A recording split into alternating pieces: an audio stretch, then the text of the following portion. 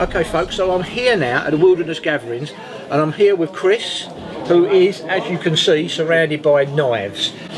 Basically, Chris runs English Handmade Knives, and without a doubt it's one of the best places to go if you're seeking a knife and you're looking to make one yourself. So Chris, what sort of knife should I be looking for? Well, the Trapper 95 is a very, very good blade, and it's had many good reviews from the trade. And there is, I think there's 6 different versions in the steel range that's available. Right. Starting from an 01 tool steel, then going to a D2 steel, which is a part, semi-stainless.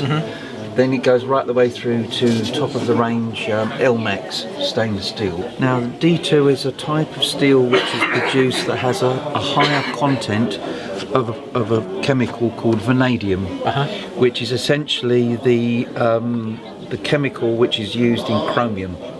So obviously the chromium helps with the marking problems that you get with ordinary carbon steel. Because anyone who's seen my videos realises that the knife goes with me all the time, and basically I use it.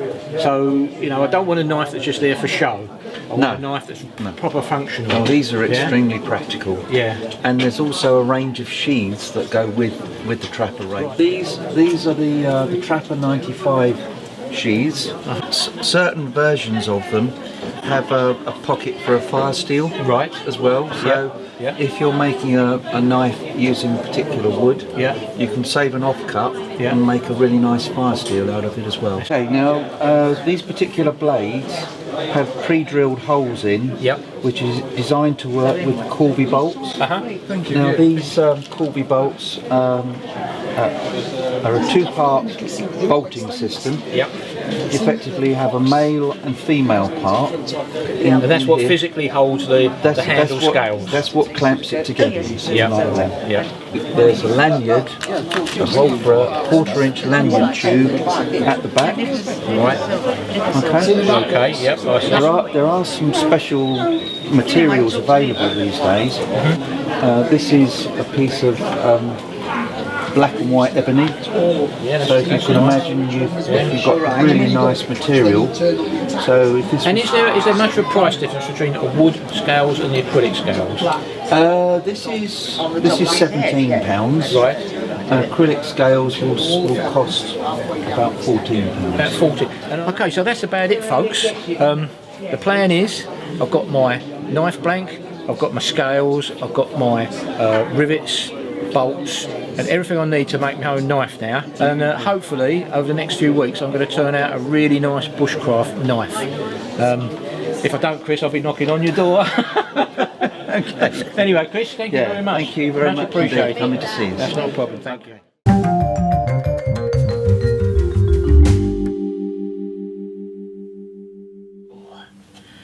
Hello, folks. Okay, now I'm back in my my little workshop, and obviously this is nothing like a proper knife maker's workshop. I haven't got nowhere near the equipment that they've got on a professional basis, but I'm hoping to complete this knife using the tools that I have got, and they're pretty basic: a pillar drill, a belt sander, sandpaper, and just pure manual labour, really. What I've done, I've laid out the materials that I bought from English Handmade Knives, and as you saw earlier, Chris was advising me what to buy. I went in the end, for definite, I went with the Trapper 95 D2 steel blank with the scandi grind. I had a look at a few other knives that are already made, and this looks the business. It's the right size, proportions and everything. So that's the blank I'm going to use in the end. Now, handles wise, I'm trying to do something a little bit clever, and I've gone with these scales. These are Royal Pearl, and these should polish up really lovely.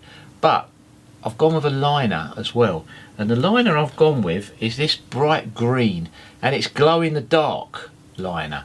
So I'm thinking, if I can put the liner there, I'm going to have in effect a line down it there, so over night time I can always see my knife if I put it down, even if it's in pitch black, and I'll hopefully never lose it then. So that's going to be the idea. Whether I achieve it or not is another thing, but I'm hoping to, and that will then give me a nice chunky knife handle. I don't like these little piddly ones that are all thin. I prefer something you can get a grip of. So they're my handle scales. I've bought some of these Corby bolts as well. These are a nickel. Two of these are going to obviously go through the knife blank and clamp up the scales. I've also bought a nickel lanyard tube, and that's to the other end of the knife. Drills wise, I've found I need a 6.35 drill for the lanyard hole, and a 4.5 drill that's going to do the Corby bolt spindle. As well as that, the only what I'd term specialist tool I've bought is one of these, and it's a counter boring tool that will, in effect, once you've done your pilot hole, your 4.5 pilot hole, the Corby bolt will fit through, but you want to sink the head in, and so I'm using one of these counter bore tools, and that's going to bore down, and this part here, it keeps it central so that the head is dead in line with the spindle. Yeah, so that's all I need. I've got some araldite, you know, the epoxy resin. For the first stage, which is going to be bonding the two scales together, I'm using a 5-minute araldite because it's pretty straightforward. Smear it on there and it's done. But for the joining of all the scales together on the knife blank, I'll be using a much more slow setting epoxy, a 12-hour set. That gives you enough time to mix, do some movement, make sure it's spot on. So that's about it really. So let's get on, and I'm going to start the first phase of this knife build. So I've laid the scales out like this, and the first job is going to be to bond the glow in the dark scale to my outer scale. So to get a bit of a decent key, I'm just going to rough these up a little bit.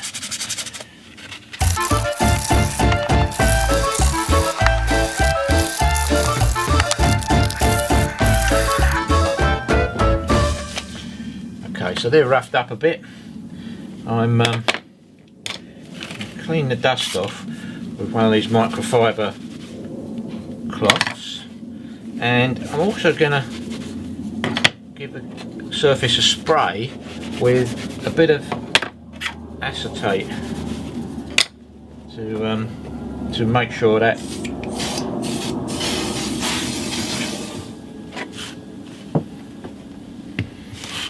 that's it. So they're now ready for bonding. This seems like a good idea. These little tiny little shot glass things for mixing your araldite up in, because in my little bit of research that I've done, one thing that people seem to make a big point of is the amount you should mix the actual epoxy. In other words, you want to be stirring it for a fair while to make sure that it is fully mixed together. So most people say at least a minute. Now bearing in mind this is 5-minute epoxy, I've got to work quite fast, I suppose. Now I'm going to clamp these together, so realistically I don't need masses, and this is probably much too much, of the epoxy anyway. So let's get down to business.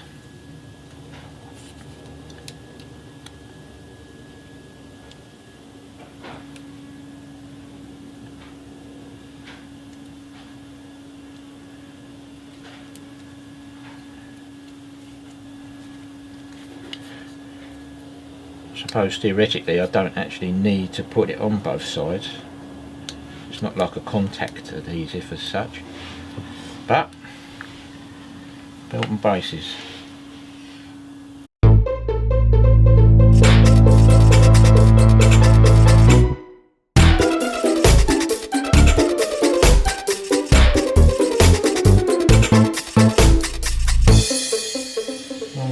clamped up within that 5-minute window, it won't start to cure.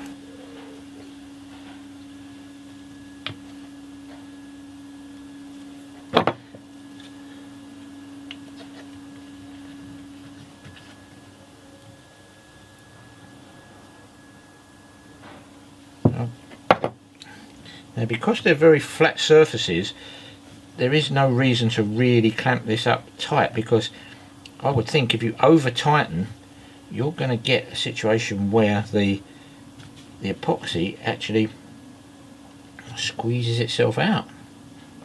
So I'm not going mad. So there we go, both the inner glow in the dark scale and the outer scale bonded together with the 5-minute rapid. Now, one other thing that I saw on a video, I think it was Jack Law Knives, he said to keep your little pot, your little mixing pot, because you can come back to it later when the curing time is over, and you can check this and you can see if this is fully hardened off, and that way you know that your scales are fully hardened off as well, which I thought was quite a good idea. So I shall keep the pot with the scales and see how it's going later. So it's been a while now, and the scales have stuck together, so they're fully stuck together, and my plan is I'm going to take the blank and place it somewhere in the middle, because I've got plenty of room to play with on these scales. I'm not going to try and precisely line it up with an edge or anything to save a little bit of grinding or cutting. I'm actually going to give myself some leeway, and the first hole I want to put in is the lanyard hole. That's going to be like a datum. So I'm just going to simply mark with a Sharpie, and like I say, I'm giving myself plenty of room all round the knife blade.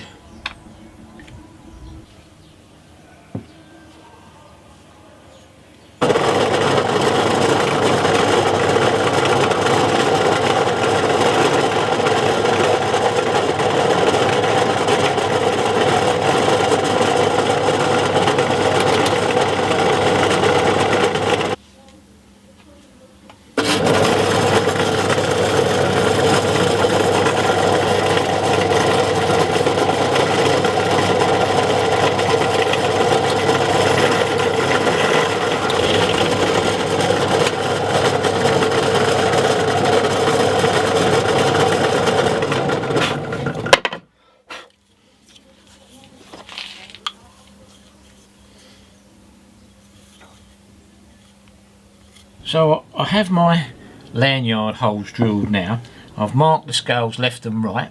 So basically, with the blank sitting on that one, it's then turned over and it sits on that one like that. So what I'm going to do now is, using the lanyard pin, I'll go through here and through here. So that's a fixed point now. And for drilling purposes, I'm going to use my block here, so I can actually hold it still and keep that engaged there. And I might just as well add a clamp as well, I think, just to be on the safe side. So that's clamping it. So now I'm going to be doing this, holding them in place and drilling through there for my corby bolts.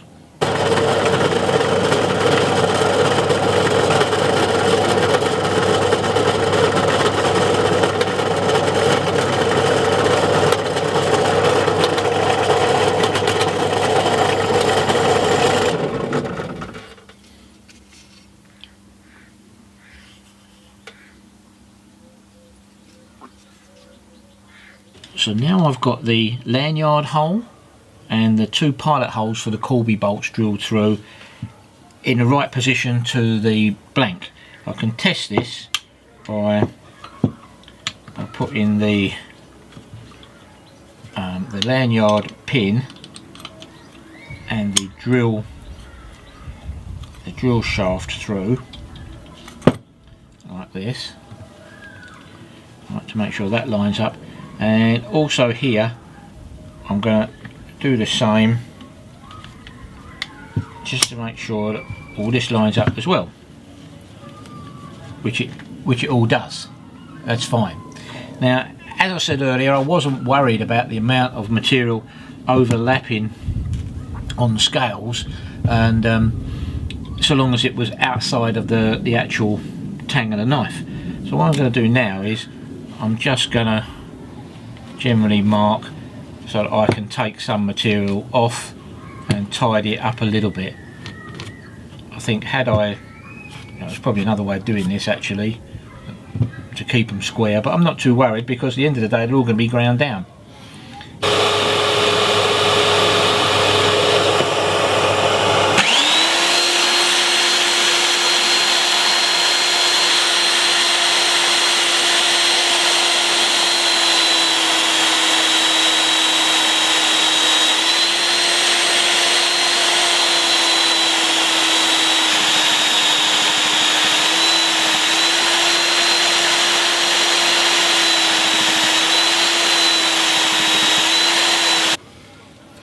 So that's tidied that up a little bit. I mean, obviously it's still not anywhere near perfect here, and nowhere near it. But I've got this end here flattened off, which is the main thing that I want to try and put a shape onto. In order to get this part here, the very front of the knife handle, the same, both sides, it's not going to be possible to grind it when the knife is in between. So I'm going to have to do it now. So I think I'll counter bore for the Corby bolts, clamp it up, and then work on that shape, offer it up to the knife to see if I can get it in this point here to get the curve coming round there.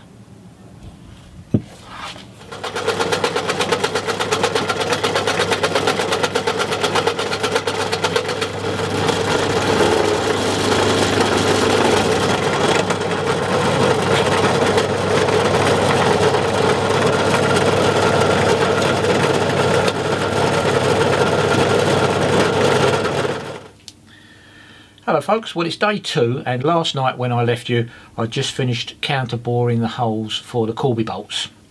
Today I'm hoping to have this all machined down at the front, put together, glued together, clamped up, ready to leave overnight until tomorrow. So let me just show you the stage where we're actually at.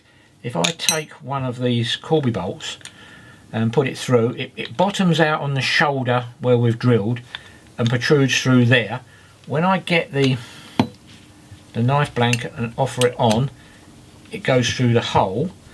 Now the other side, this one here, if I take the Corby bolt, put it through, it goes onto the shoulder, and then there's about a 2mm thread sticking through there, and the idea is that that thread will then screw up onto the other side,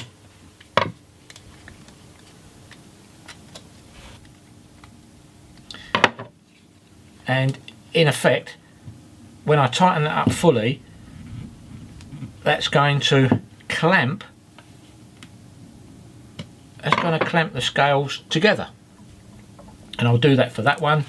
Also position the lanyard pin through it as well, so it's exactly where I want it, and that's just checking to make sure that it is correct. And that's through, so that's the whole lot bolted together in the correct position. Lanyard, 2 Corbys, all through the right holes in the knife.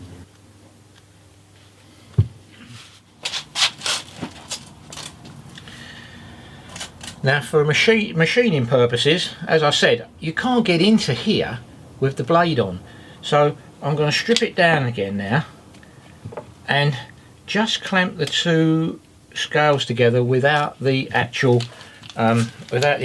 blade on there.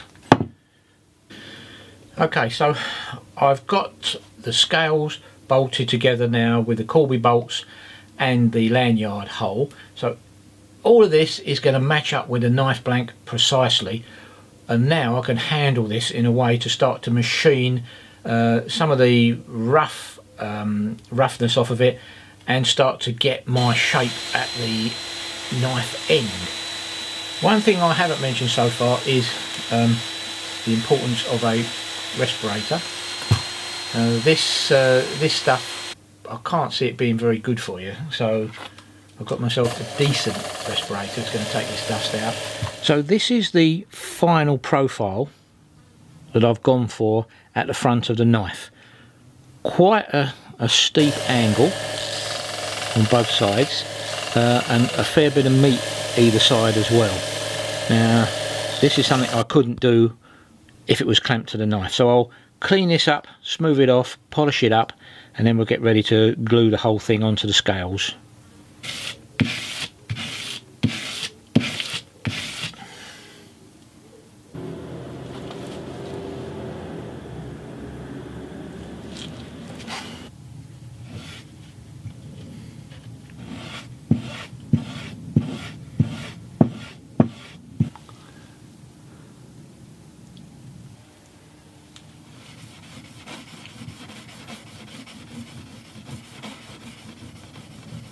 Now I've disassembled the knife and I'm going to dry fit to the blank just to make sure everything is in the right place.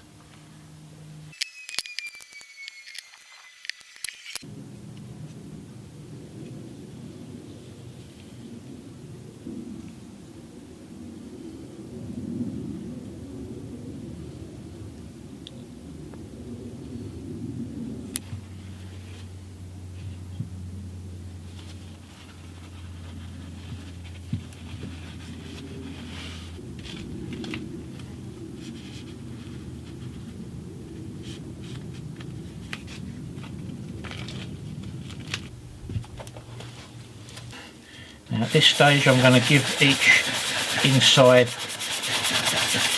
scale a bit of a rough up. Also do the bit of the tang as well. Now I've made this gluing assembly jig. I've just used the centre line of the corby bolts, put them on this block,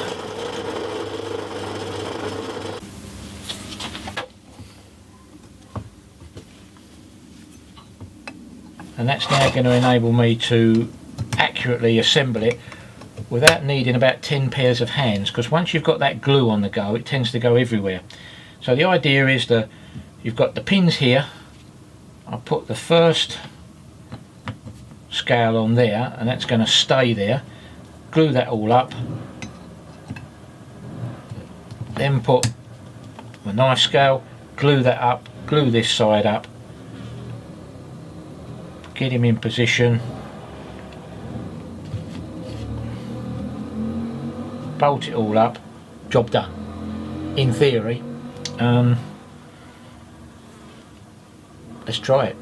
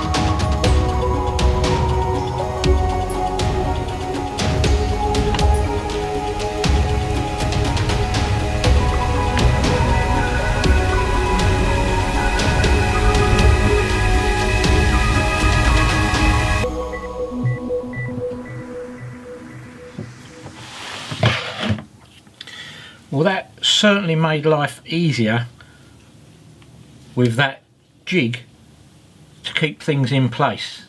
That was actually far easier than I thought it was going to be, gluing everything together. I've got plenty of glue on there, it's oozing out everywhere. I might, while I've got the chance, take some of this excess off around here. Find somewhere to put it.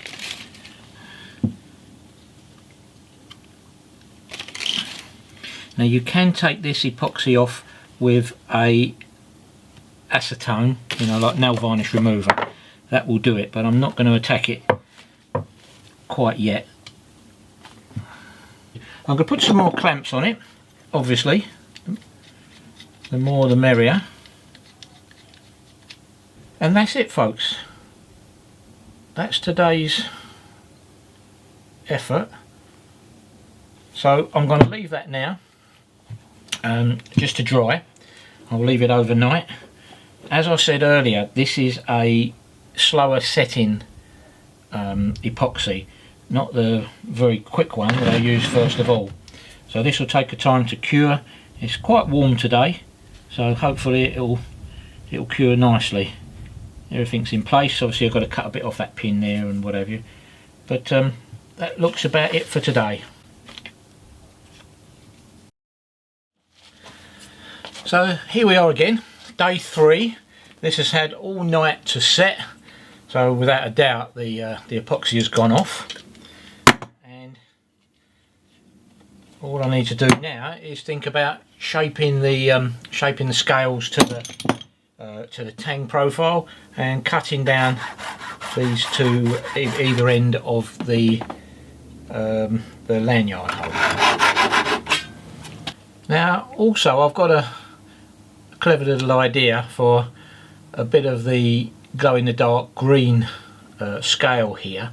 So I'm going to try and be clever, and I'm going to try and cut across the side here so that I can get a little spare piece, and I'll show you exactly what that's for a bit later.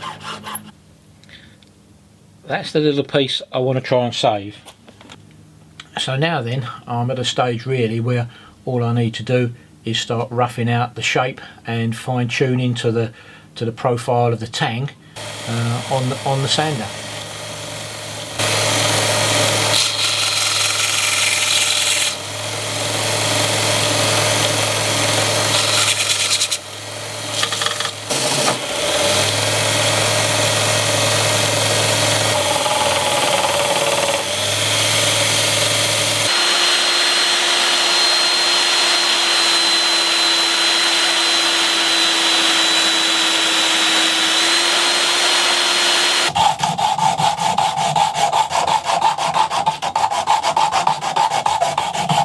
This is the stage that I'm at after probably a good 2 hours of hand sanding. It's nicely symmetrical either side.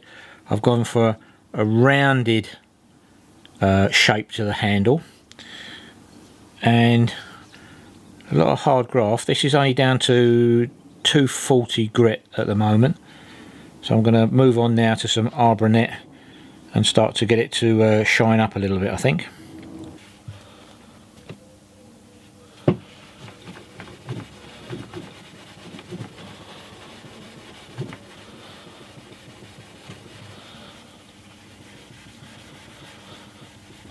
Whew, well, that was quite a few hours of sanding down with an 80, a 120, a 240, 320, 600 and 1000 grit to get it how it is now.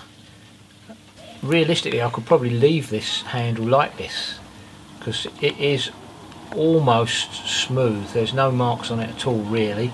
The rivets have cleaned down nicely and everything, and it's looking quite nice. But I think I will definitely put it on the old polishing wheel and buffing wheel and see if I can bring this up to what I think it should look like. This I think is going to come up like a deep mirror finish, and it's going to look stunning, fingers crossed. Now what I've got here is a buffing wheel. I've actually bought 4 in a kit. You get the grey wheel, green, pink and yellow, and each mop it becomes less and less coarse. And on each different mop you put a different colour compound, and that compound polishes away at the wood or the micarta or whatever you're polishing, slowly going through the grades. So this is grey grey compound. I have no idea what grit it is though.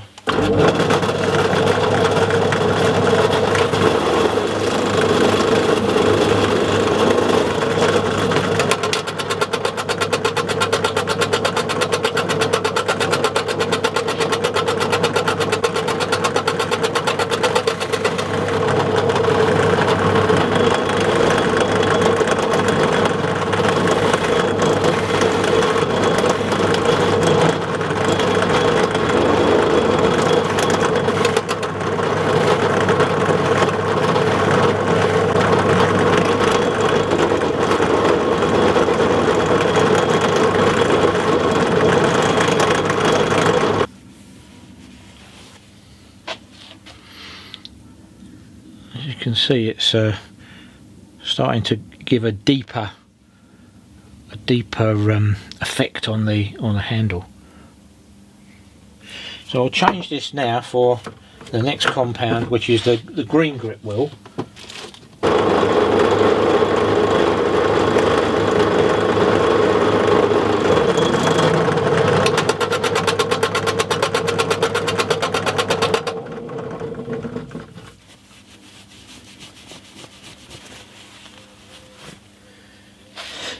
Okay, that's the green grit, and you can see every time I change compound the handle looks like it's getting deeper. That pattern, it's absolutely lovely.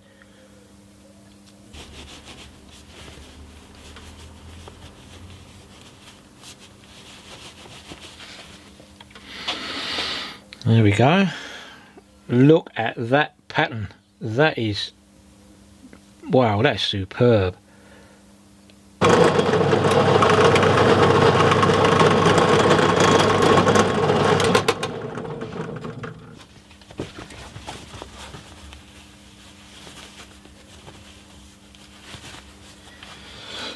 Well, I think I can safely say that is really lovely. Let's have a look at it in the daylight.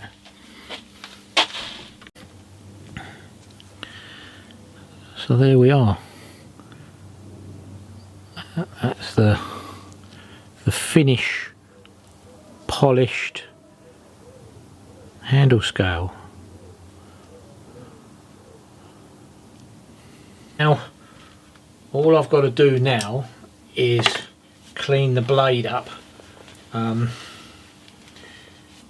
where some of the epoxy oozed out earlier when I was clamping it together. Although I managed to get the majority of it off, there's still a little line, like a residue line, on the blade. So I'm going to get myself some acetate and a little cotton wool bud or something and see if I can't get rid of that.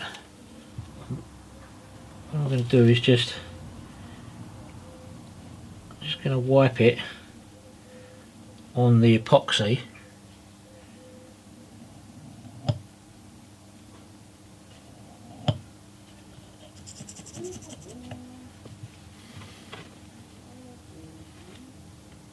Well, that seemed to work. Put a little bit more on this side.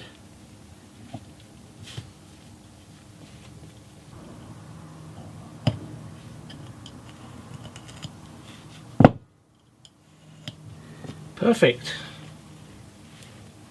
That worked better than I thought. That was easy enough. I might get the mop in there now and just mop that up with some yellow compound. So folks, there you have it.